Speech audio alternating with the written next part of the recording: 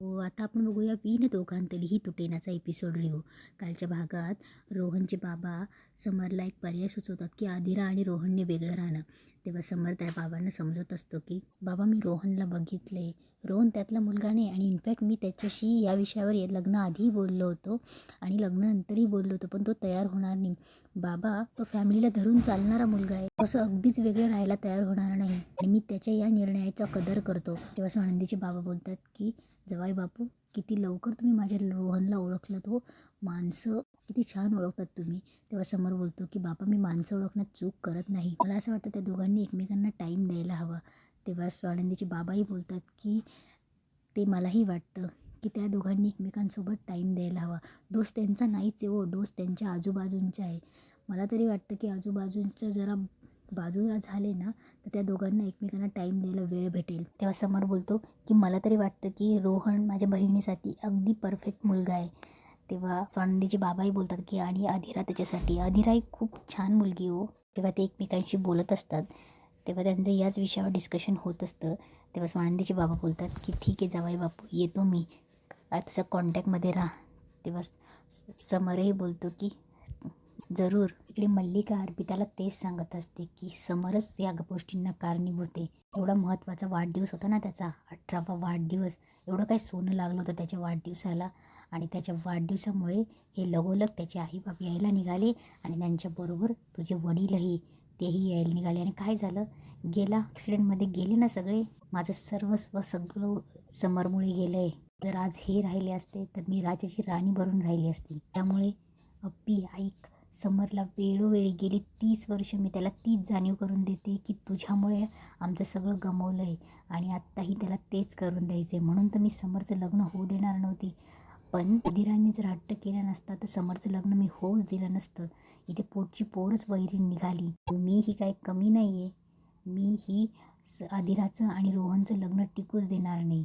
त्यांचं लग्न मोडलं म्हणजे समर आणि स्वानंदीचं लग्न मोडलं.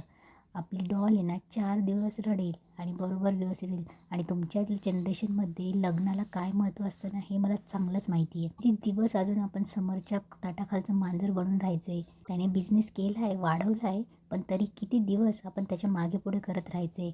तुम्ही पण या घराण्याचे वारीस आहात ना. आणि आता बघू, समरला लवकरात लवकर आपल्या ताटाखालचं मांजर बनवायचं. तो आपल्या आगे पिछे फिरला पाहिजे. जर त्याचं लग्न तुटेल ना तेव्हा तो एकटा पडेल आणि एकटा पडला तर तो आपल्या पाठीशीच राहील, आपल्या मागे पुढेच फिरत राहील. आणि बघूया पुढे बघूया ना, म्हातारी गेली नाही ना तर तिला घालवू आणि तिच्या पाठोपाठ समरला सुद्धा. इकडे स्वानंदी आणि आजी बोलत असतात.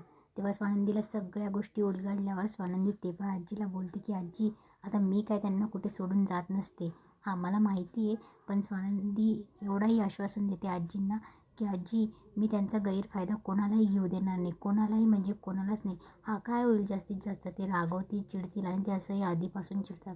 हां याच्या आधी मला त्यांच्याबद्दल वाटत होतं की या माणसामध्ये फिलिंग्स आहे की नाही, पण आजी जेव्हा ॲक्सिडेंट झाला ना तेव्हा मी काळजी बघितली हो त्यांच्याकडे माझ्याबद्दल. म्हणजे असं नाही अगदीच की प्रेम म्हणून नाही, पण एक माणूस म्हणून त्यांनी माझी केअर केली होती. आणि आजी तुम्ही नका काळजी करू, मी नसते सोडून जात त्यांना. म्हणजे मला आता उलगडला आहे तुमचा जो विक्षिप्त जो नातू आहे ना त्याचा उलगडा झाला आहे आजी, की त्यांच्या सगळ्या बोलण्यामागे एक छोटंसं निरागस पोरकं झालेलं मूल दडलं आहे. मी समजू शकते त्यांना, त्यांच्यावर काय काय संकटं आली असेल. पण आजी मला नाही माहिती आमच्या दोघांमध्ये प्रेम होईल नाही होईल. म्हणजे सॉरी आजी, मलाही तेवढं काही त्याच्याबद्दल एवढं प्रेम नाही आहे. म्हणजे लगेच कसं होणार ना. पण आजी तुम्ही काळजी नका करू, मी त्यांची एकदम चांगली मैत्रीण होऊन दाखवेल, एकदम चांगली, आणि तेही माझा मित्र होऊन दाखवतील. तेव्हा आजीला खूप छान वाटतं. आजी स्वानंदीला मिठीच मारते. इकडे आनंद आणि निकिता समरला विचारत असतात की अधिराच्या संसाराचं काय. तेव्हा समर बोलत असतो की मी रोहनशी बोललो आहे आणि त्याने लग्नाआधीही सांगितलं होतं आणि लग्नानंतरही की तो त्याच्या घरच्यांपासून वेगळं राहायला तयार नाही आहे. तेव्हा निकिताही त्याला समजत असते की अरे पण मग त्या दोघांचं कसं सॉल्व्ह होणार आहे आणि तू याबद्दल स्वानंदीशी बोलला. तेव्हा समर बोलतो नाही त्यांच्याशी बोललो नाही. तेव्हा तेव्हा निकिता बोलते की का. तेव्हा समर बोलतो का म्हणजे काय, नाही बोललो. तेव्हा निकिता बोलते की अरे स्वानंदीच्या पण भावाचा प्रश्न आहे, तुझ्याही बहिणीचा प्रश्न आहे आणि तू बोलायला पाहिजे होतं तिच्याशी आणि ती तुझी बायको आहे. तेव्हा समर बोलतो की हे बघ निकिता, मी आधीही तुला सांगितलं आहे आणि आत्ताही सांगतो आहे की आमच्यामध्ये नवरा बायकोचं नातं नाही, आमच्यामध्ये फक्त व्यवहार आहे.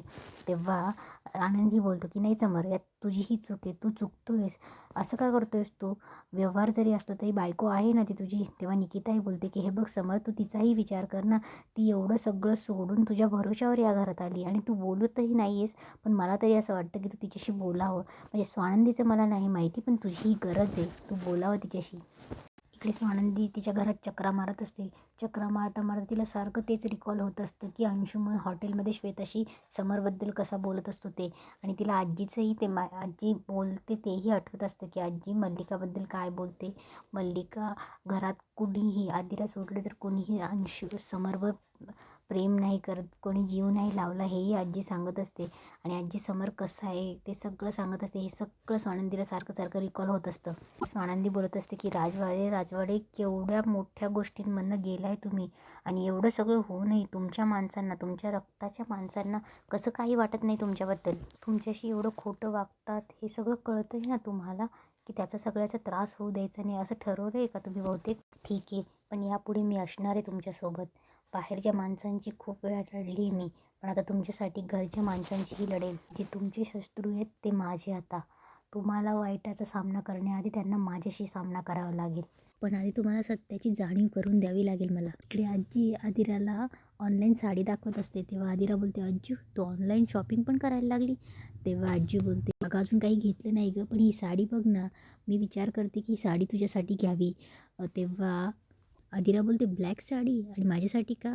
तेव्हा आजी बोलते की अगं संक्रांत आहे ना लग्नानंतरचा पहिला तुझ्या सासरच्यांना सांग, तुमच्या लग्नानंतरचा पहिला संक्रांत आपण व्यवस्थित आणि मस्तरित्या साजरी करूया. तेव्हा आदिरा उठते आणि बोलते की अज्जू आय डोंट केअर, आणि अज्जू मी त्या घरात जाणार नाही आहे अज्जू, तू का अशी करतेस. तेव्हा आदिरा चिडचिड करून मंदाकिनीबद्दल सांगत असते की त्या माझ्याशी कशा वागल्या, कशा आहेत त्या, सारखं याच्यावरनं बोल त्याच्यावरनं बोल, सारखे टोकत असतात. तेव्हा अज्जू बोलते की अगं सासूबाई आहेत त्या तुझ्या, तुला ऐकावं लागणार ना थोडंफार. तेवढ्यात स्वानंदी येते. तेव्हा आदिरा थोडी गप्प बसते. तेव्हा स्वानंदी बोलते, काय झालं. तेव्हा ती आदिराकडे बघते आणि बोलते की आदिरा, तुला माहिती आहे ना तू माझ्याशी कुठल्याही गोष्टीवर बोलू शकतेस. तेव्हा आदिरा बोलते की सॉरी नंदुताई, म्हणजे नो ऑफेन्स, पण त्या घरात माझा झालेला अपमान आणि एवढं काही झाल्यावर मी त्या घरात नाही जाऊ शकत. तेव्हा स्वानंदी बोलते, अगं नको जाऊ, आणि आम्हीही तुला फोर्स नाही करणार की तू नको जाऊ म्हणून. एक काम करूया ना, आपण या वर्षीची संक्रांत इकडे माझ्याबरोबर तूही साजरी कर. तेव्हा आदिरा बोलते की तेही रोहनशिवाय ना. तेव्हा स्वानंदी बोलते की अगं रोहनशिवाय कशाला, रोहन येईन ना. तेव्हा आदिरा बोलते की तो नाही येणार. तेव्हा स्वानंदी बोलते की अगं येईल तो, तू माझ्यावर विश्वास ठेव ना. तेव्हा आदिरा सांगत असते की तू नाही येणार नाही येणार. तेव्हा स्वानंदी बोलते की तुला आला तर बस ना. तेव्हा आदिरा बोलते बेट लावायची. तेव्हा स्वानंदी बोलते की ठीक आहे डन. तेव्हा आदिरा बोलते की हे बघ नंदुताई, जर आला ना तर मी तुझं ऐकेल, आणि तेही नेहमी. आणि जर रोहन नाही आला ना तर तुला माझं ऐकावं लागेल, चालेल. तेव्हा स्वानंदी बोलते की डील फायनल. तेव्हा अज्जू बोलते की स्वानंदी, तू आता बेट लावली आहेस, जमेल ना तुला. तेव्हा स्वानंदी बोलते हो आजी नक्की जमेल. आणि इथेच आजचा एपिसोड संपतो.